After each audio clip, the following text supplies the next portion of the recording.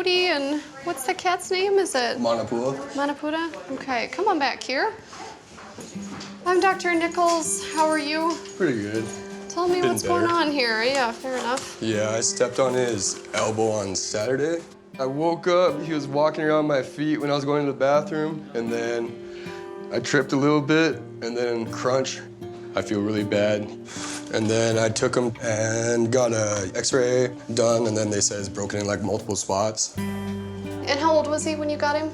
He was 9 weeks. I first moved here, I didn't have too many friends, so the first thing I thought was like, oh, I should get a pet. He's a really nice cat, loving cat, likes to play a lot. I love this guy. He's like my best friend here. Let me go ahead and have a look here, but we'll repeat a set of x-rays and make sure there isn't anything else going on. Let me just look him over here. No vomiting, diarrhea. Nope. And one of the most common fractures is they'll fracture the end of the humerus, right, as it meets that elbow joint. Anytime you work on joints, they're a little bit trickier to do. Is he on any medications? They gave him a courtesy shock. I was low on money. Okay, we'll quote about $600 to $800. That's a good price. Yeah. All right, well, we'll be in touch. Okay. The other place would have been $1,000 more. They were saying they might have you amputate it or euthanize it. I mean, I could barely afford this, but I need to figure out how to pay for my kitty. I love this cat, so do anything for him. Hopefully, after the surgery, he'll have a full life with 4 legs instead of 3. So we've got humerus coming up here. You've got the radius down here, and he has broken this condyle right here. So with that detached and displaced slightly, we're going to have to attach it back to the bone, and to do that, we're gonna drive a screw through that bone, a leg screw to attach it. It is gonna be tricky. I have done them on larger dogs and maybe small breed dogs. I've never done a cat, so I think it's gonna be a little bit harder just because the bones will be smaller. Trying to find the right screw size. Okay. And we're just gonna make a little cut over. I can feel that broken fragment right there, so we'll come in over the top of that. Okay, and that might be a little nerve right there. That's what I was wondering. Okay. So nerve is right here, but I think that's tendon right there. Yeah, and nerve is all the way right back here. It is right over this break, and I'm just trying to be really careful, especially with this being the first time I've done this.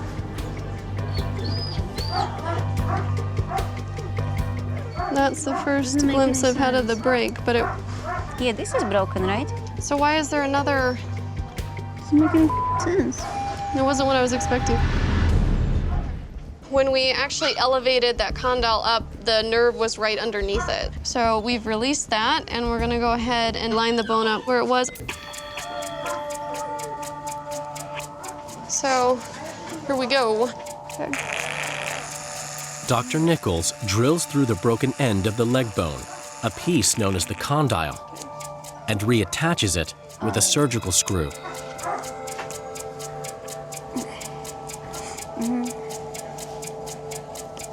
I think I'm right there. I don't know why that moved a little I bit. felt it. We do have the 2 condyles together. Yeah. It's just moving a little bit at the top.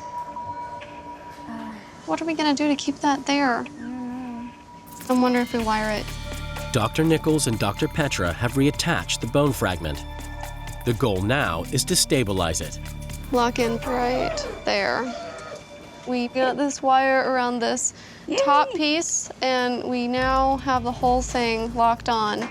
Whereas before, the condyles were together, but this upper piece could twist. I think we're good. Yeah. Oh my God, this was real hard. The fragment was twisted quite a bit. Getting that line back up was definitely a little harder than I was expecting.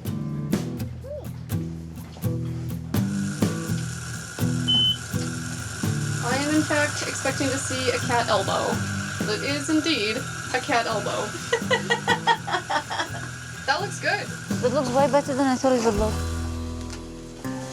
Even on a routine surgery, you can have something not go the way you're expecting or something go wrong. Everyone has had a panic moment during surgery. It's how you react to that and how you deal with that in that moment is what makes you good or not. We'll keep him in the clinic tonight on pain medication, and now it is just a matter of waiting for this to heal. I've been working at the clinic for 4 years now. You learn a tremendous amount because you see so many different types of cases and you see really unusual and unique things. And I'm so grateful for that. Hello. Hello. I'm here to pick up Manapua. Okay, come on back. We're gonna go back to room 3. 2 days after MANAPUA'S surgery to fix his broken elbow, Excited to see your kitty? Hell yes. he's ready to go home.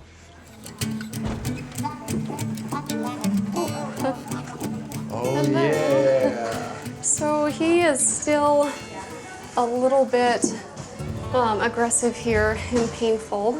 We did a wraparound splint, so it goes around his chest, and it's gonna take him a little bit of time to adjust to that. Okay. So he hasn't actually tried to stand up and use the leg, and it's okay. It can take them a couple days to figure that out. He's still acting like he will bite and scratch, so be very careful when you're handling him here. It's okay. If he bites me, I deserve it.